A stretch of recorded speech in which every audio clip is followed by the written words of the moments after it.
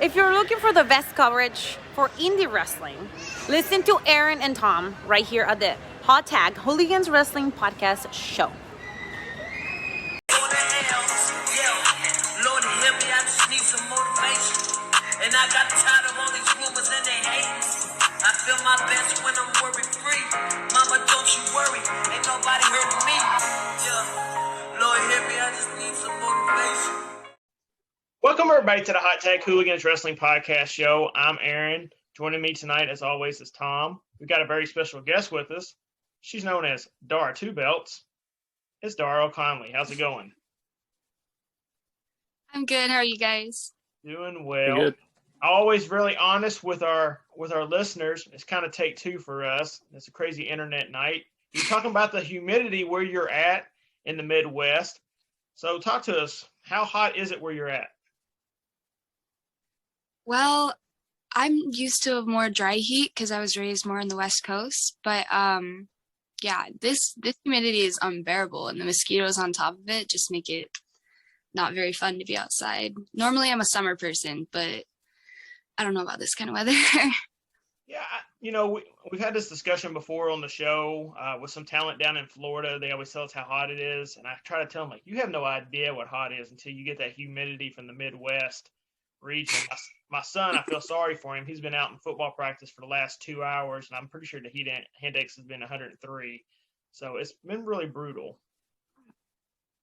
Jeez, that sounds pretty brutal. So cool. How old is your son? You say he's... Yeah, he is going to be a freshman this year. Oh, awesome. Very cool. Yeah. Nice. So you mentioned you were out from the West Coast. Talk to us a little bit about growing up out on the West Coast and what brought you over to the Midwest. Well, I grew up kind of all over. I've traveled since I was about 5. I was originally born in the Midwest, but I lived for about 8 years in Arizona and then 3 years in California, I think. And then I traveled all across the country growing up with my family, and then for 5 years straight for wrestling.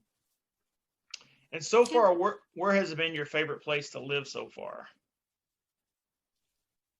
To live, probably Southern California, just because the weather there is always pretty mild, and even when it's like stormy or gloomy out, it's not like here for sure. It's really nice. I also liked living in Colorado, but the West is probably my favorite. They have prettier sunsets, so. Yeah, absolutely. I'm going to head over to the West Coast a little bit in September. I've got to catch a flight in San Diego, but outside of that, I'm not going to be able to explore or do anything. So I'm kind of excited to at least say I've been to the West Coast. It's very cool. Yeah, I love Southern California. San Diego's really nice. I don't know about September, but there's a beach in La Jolla that you should definitely check out. That is completely overrun by seals. And it's one of my favorite things about that part of the area because I'm not sure which season it is when all the baby seals are out, but they're super cute. And then the rest of the year is just a bunch of big seals. But it's something you should definitely see if you're exploring the area or whatever. I have to try to check that out. Let's talk about your wrestling career, because right now you're starting to really make a name for yourself on the independent wrestling scene. You're one of the top young female talents out there right now. Talk to us a little bit about how you got involved in professional wrestling. Well, I think just like most wrestlers, I watched it pretty much my entire childhood. All through like middle school and high school, I was in like drama clubs and theater classes, and I really liked to perform, as well as like I was really into physical fitness and stuff like that. So wrestling was just like the perfect combination of both of those things.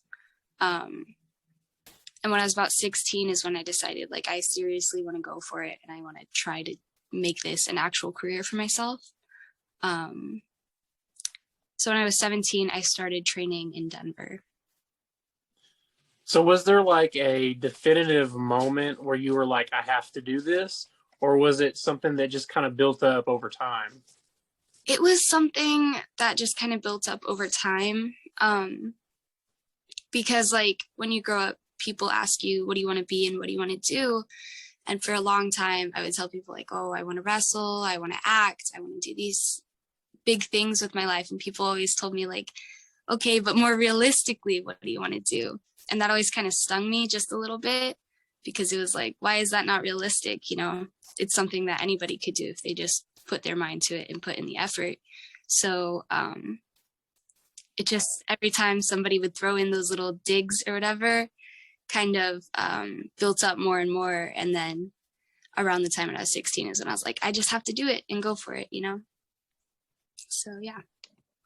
When you're looking at the world of professional wrestling right now, it's very hot. You know, as far as AEW has really picked up, the independent scene's picked up back up again, really hot and, you know, fast. But for you, growing up, I'm assuming that the only promotion that you really had access to start with was the WWE, due to the fact that they were about the only game in town near that time outside of TNA. Is there any in particular wrestler that caught your eye immediately that kind of pulled you in to get you hooked? So when I was younger, it was Booker T for some reason, and I don't know why or what about him. It's just, he was my absolute favorite thing to see on TV. Which is odd, because a lot of people ask me as a female wrestler, like, which wrestler inspired you to do this, you know? And when I don't say another female, people get like kind of confused by it, just because comparing myself to Booker T, it's like polar opposites, right? But I originally wanted to go to his school down in Houston, or Galveston, I think is where it's actually at. But when I had gone down there back in 2016 or 2017, there was a hurricane that just happened, and I was traveling in an RV at the time. And so I was planning on staying there in my RV, but all like the contractors and relief workers had filled them up to like repair stuff after the hurricane. And there was just nowhere for me to stay that was reasonably close. So I didn't intend to start in Denver at all. It just kind of happened that way. You mentioned Booker T. What was it? I was a big Booker T fan growing up, especially when he was in WCW. I always really enjoyed Harlem Heat as well. But what was it about Booker that really caught your eye? I think it was how animated he was.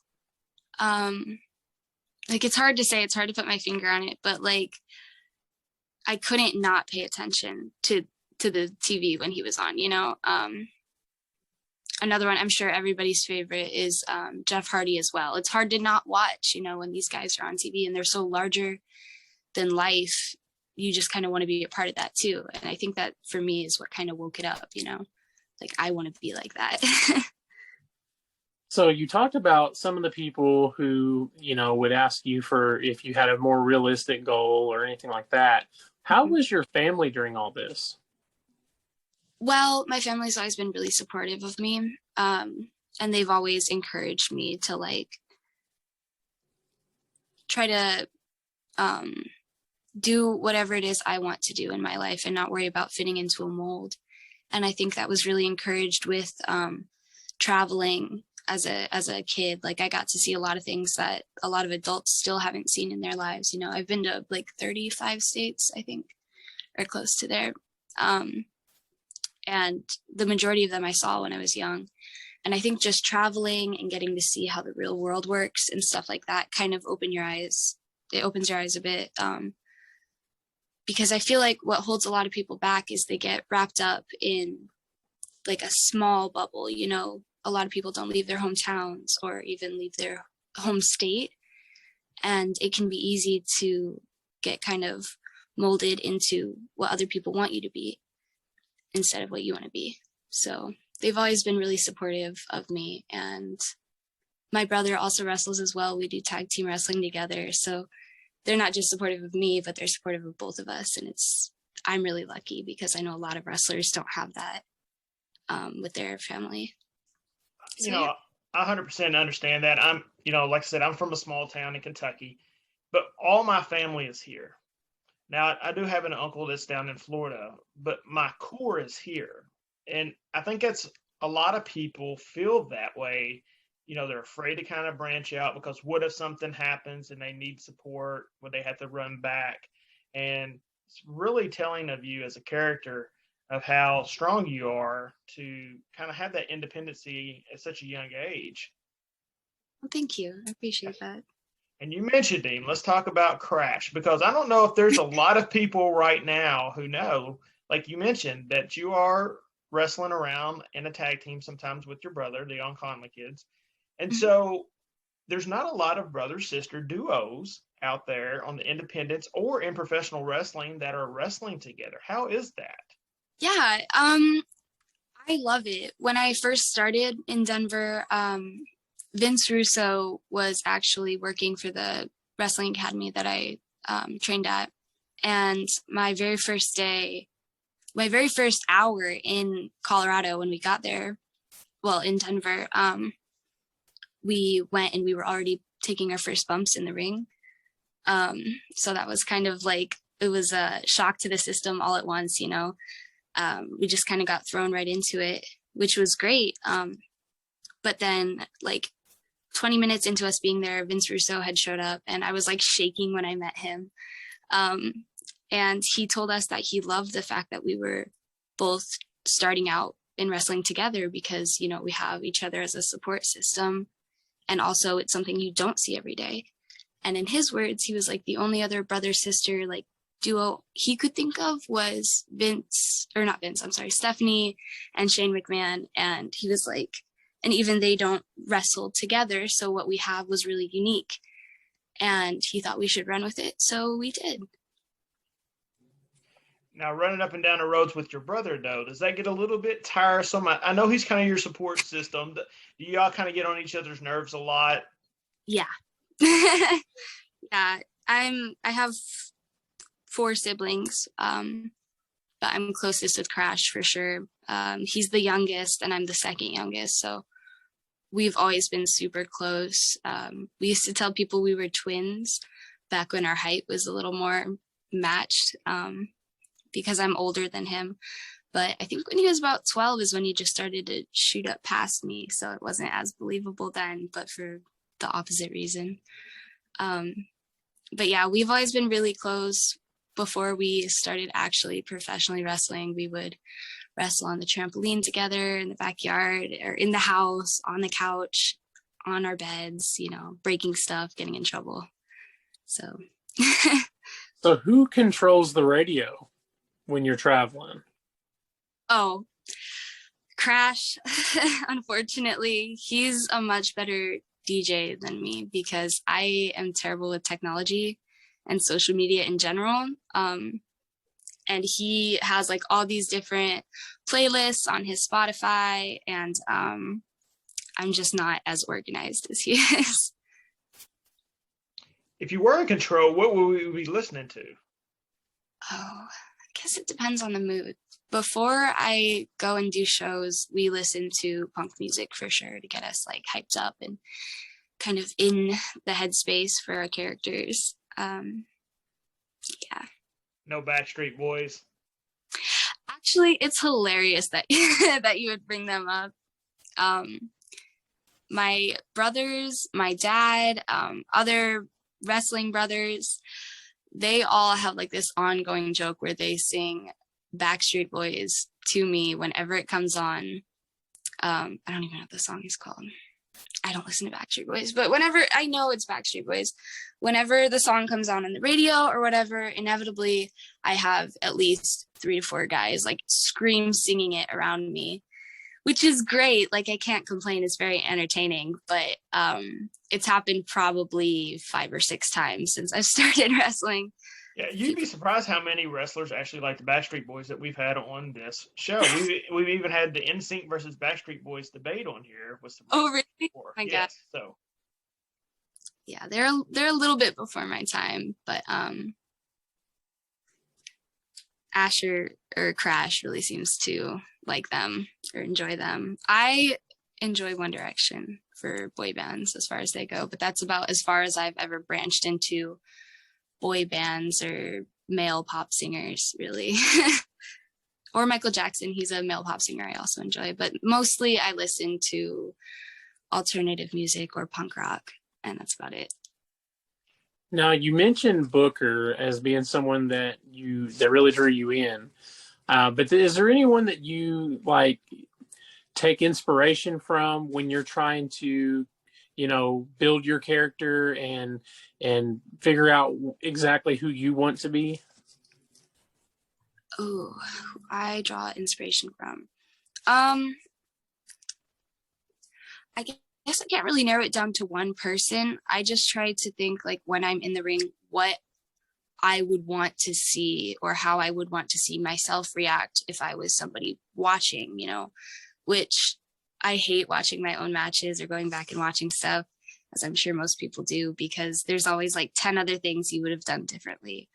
But I try to, as best as I can, think ahead, like, how would I react if I was really upset in this moment, or what face would I make if I was getting punched in the gut as hard as I'm getting punched, stuff like that. But as far as like an individual wrestler, I try to get my angry face or my surprised face from Edge, because I think he has one of the best shocked faces of all time in the ring. So other than that, yeah, on here, you're very soft-spoken, but when I watch your promos, you really turn that switch, especially with the fight me aspect that you've got going on. So which one is the real you? The sweet, innocent one that does not listen to Backstreet Boys? Or is it the, I'm going to fight you and punch you in the face from the promos that we see? Well, I am a Gemini, so there's that kind of adds to the mix a little bit. But also, I like to be more calm and reserve my energy, because as a real person, when I get angry, I get very angry. Maybe not Dara angry, but very, very angry very quickly. It's probably the Irish in me, but so it's a little bit real. I just try to really turn it up when I do promos or when I'm in the ring or whatever. Now, do you go back and study anyone's promo work to try to get a little bit of edge for yourself? Yeah, I love to watch promos. I watch old promos all the time. I like to watch old Ric Flair promos, just because I feel like he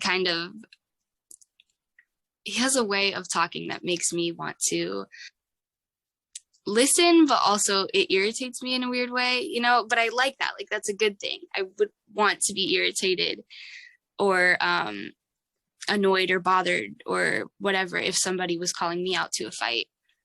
I would want to get under somebody's skin like that. So when I do promos, I like to try to think of the best way to get somebody's attention, and then to keep their attention so that they finish watching the whole thing.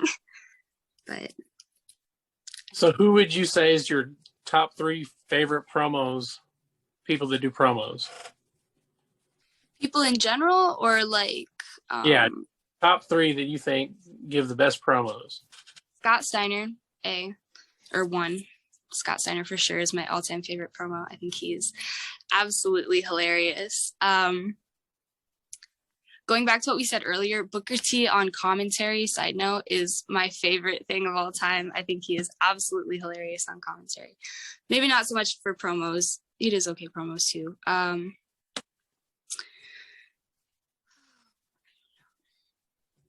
would say Roddy Piper does really amazing promos, and I would have to throw Jake the Snake on there, just because he does the quiet thing, and I love that. I don't like people yelling at me all the time in promos, so I like to feel compelled, kind of like I said earlier, or sucked into what I'm listening to. Yeah, as much as people, the major promotions really want to push a character, there's still so many great talents that still have not grasped the promo work. And that's what's really keeping them from going to superstardom, in my opinion. I want to believe that when people are mad, they're really mad. And I want to believe when they're being really devious, they're being really devious.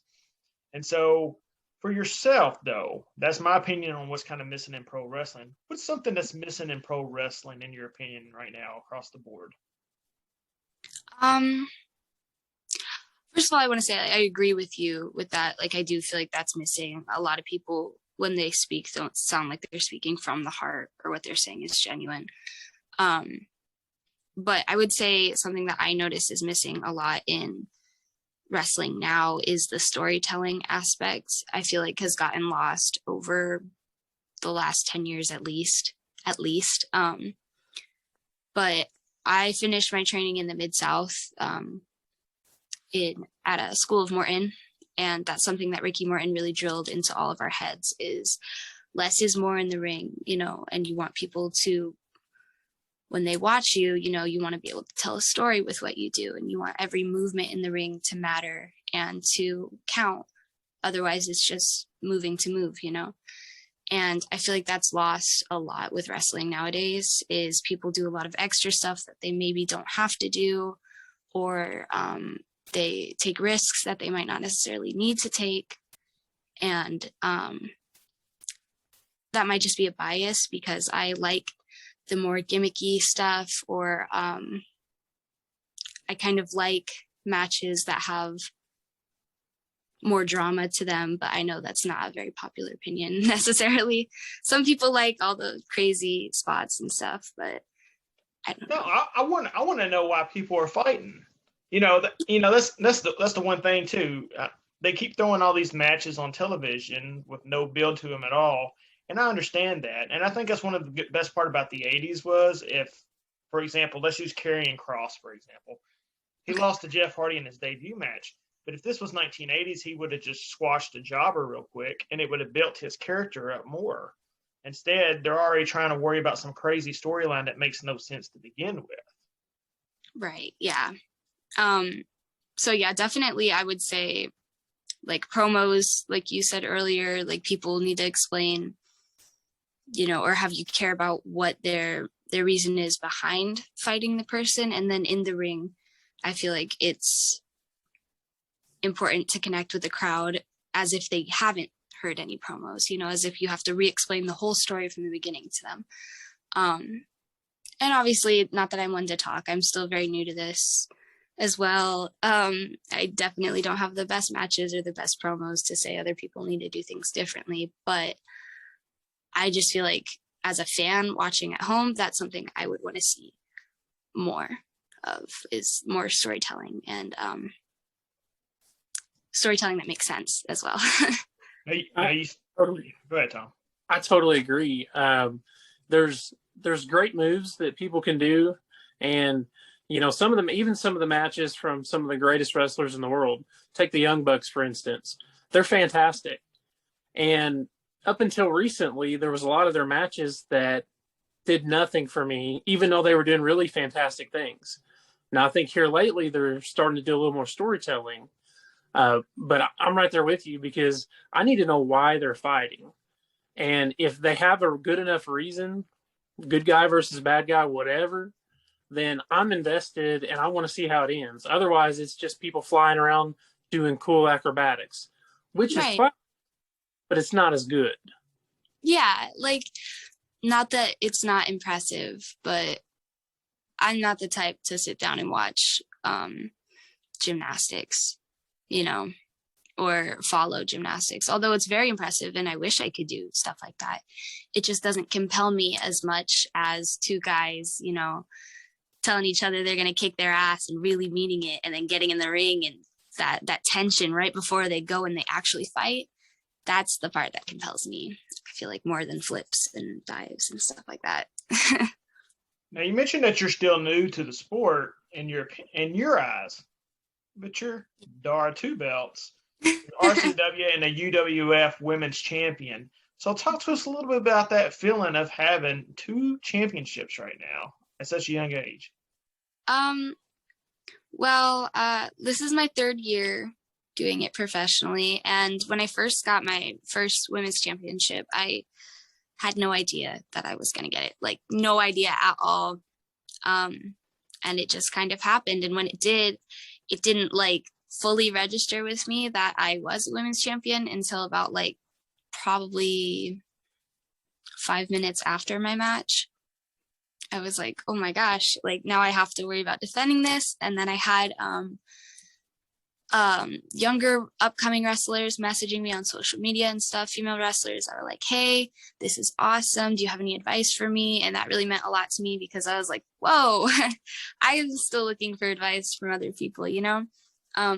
But it's really cool that I can like help other people or be kind of like setting an example for other women wrestlers. And it's a little bit overwhelming at times because I'm still looking for, you know, like different ways I can improve myself, you know, let alone having other people like look up to me or other people be like, wow, you're a women's champion, because I'm still like, wow, I'm a women's champion too, you know? And then when I got my second belt, it was just kind of like, okay, I think I can, I'm starting to get the hang of this thing, you know? And it's nice too, because it really shows me like all my work so far hasn't been for nothing, you know, to get an actual tangible thing to hold and show me like, that I am progressing, you know, even though sometimes it feels like it's slow, other times it's incredibly fast, the progress that I make, you know? The little bit of progress that I've made. But I remember before I started wrestling how much I wanted a championship title, you know, or like to say that I've done something like that, or even just to be in a match for a title. It was like a huge goal of mine. And then when it happened, it was like I wasn't even ready for it. It just kind of snuck up on me. But yeah, it's very cool, very overwhelming. Yeah, there's so much great young talent out there right now, and as more promotions such as like Mission Pro and Flawless continuously do all women's pay-per-views and programming, NWA's going to have a women's pay-per-view next month as well. That's all women.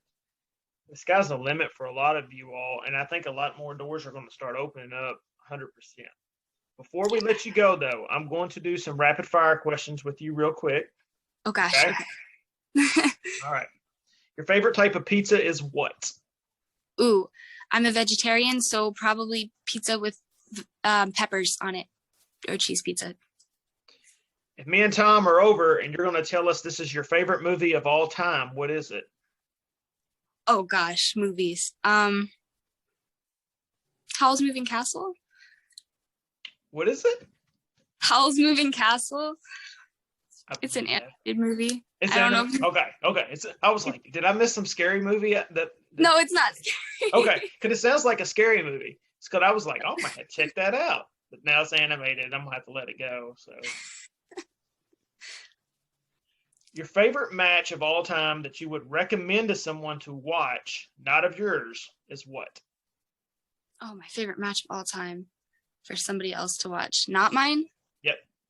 Can I say one of Crash's matches? Sure. If that's one of the matches you want One of my favorite matches of Crash's is when he faced one of my other friends, Anthony Katina, and we surprised him because he had just finished a match prior, and then like 5 seconds after he had to do another one, and the look on his face is priceless, and I love it, and I think it's funny, and it cracks me up every time I see it. So that match. You're booked on a Friday night and a Saturday night against any two women in the world. Who are you wrestling on Friday and Saturday night? Friday and Saturday night. Any two women in the world? Any two women wrestlers in the world, or any two women in the world? Any two women wrestlers. Okay. Beth Phoenix, for sure. She is one of my all-time favorites. And then Alicia Fox, the second one. Okay, so now you're going to make me ask, who's somebody that's outside of wrestling that you want to get in that ring and punch in the face? Betty White. Maybe not punch in the face. I just feel like it'd be really funny and entertaining.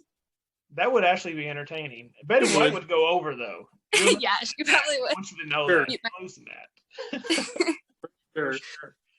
Well, Dara, thank you so much for joining us tonight. You know, like we said, sky's the limit for you right now. Continuously keep going on this path, and hopefully great things are to come for you. Thank you guys so much for having me. I had a great time. Absolutely. For everyone out there, make sure you guys hit the subscribe button. Quit being lazy. Listen, our subscriptions continuously go up every single day, but go up a little bit faster, some of y'all would just hit that subscribe button as y'all are viewing this. So please do so. That allows myself and Tom to open up more avenues so we can bring you all better guests throughout the years that we hope to continuously do this. So please, please, please hit the subscribe button. Make sure you get yourself some merchandise over at Pro Wrestling Tees. I'm pretty sure Dara's got a shop as well. She can pick up some gear of hers, pick up some gear of ours. But if you had to choose, get her gear. Get her gear. It's probably better than our gear, but get her gear. And if you have not yet already, pick up a copy of the book, Independent Road to Wrestler's Journey, Continuously Climbing the Charts. Appreciate everyone's support. Everyone stay safe. A lot of mask mandates are coming back. If you're going to a show, stay safe. That way we don't have to have a pause in professional wrestling across the board. Everyone suffered enough. And until next week, we'll see y'all.